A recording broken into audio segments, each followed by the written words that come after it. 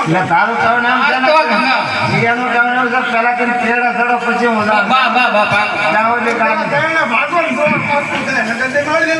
ના ના બેટા જાય હવે જ્યાં સુધી કઈ હારવાર ન તું જા હા હાલ તો ઘા છોડ હાલી તારું થઈ ગઈ જાવ તો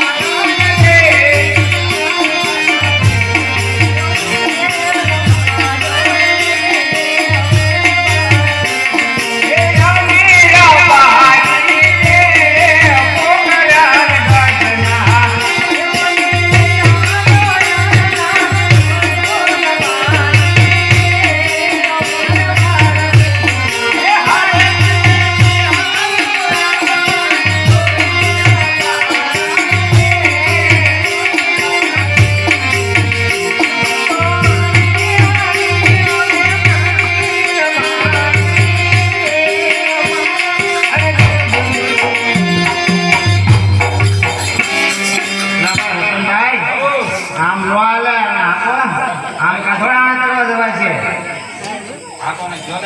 હાલ કાકાની માં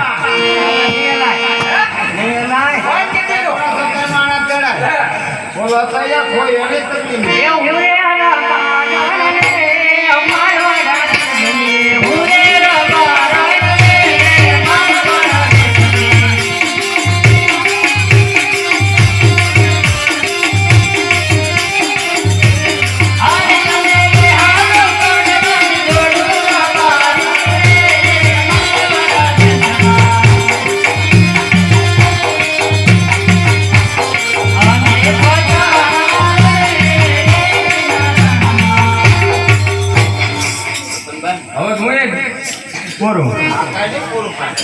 એક કામ કરો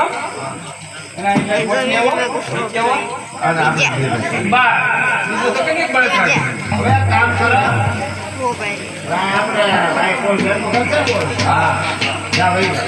તો પાછા હા બાવજો અને છોકરા ધ્યાન રાખજો હવે આપણે જવું તો એને વગર હાલવાનું બરાબર હા સાડી આવતા કાકા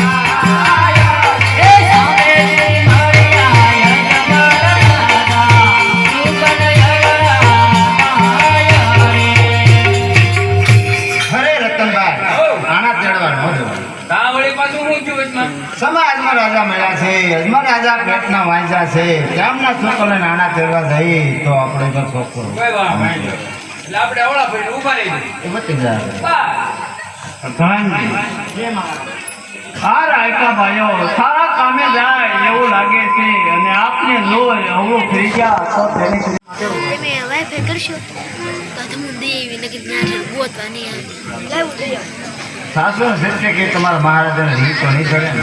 અરે રાયકા ભાઈઓ, સાસુને સત્ય ન કહો તો તમને ઠાકર ભગવાનના સોગંદ થાય.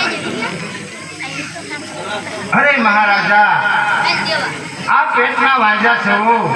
જો આપણા છોકરો લઈને અમારા કાકાના ઓણા આણા તેડવા જઈએ તો અમારા ભોગો પણ વાંચો રે, એટલે અમે અવળું ખાઈને ઉભા છીએ.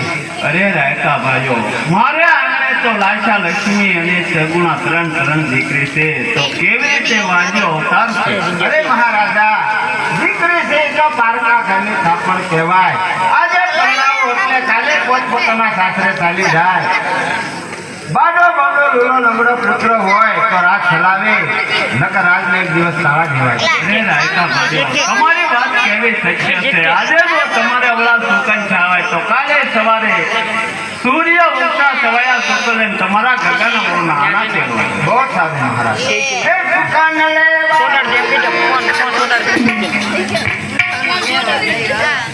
પ્રધાનજી, રાજ દરબારમાં સ્થિતિને બોલાવો.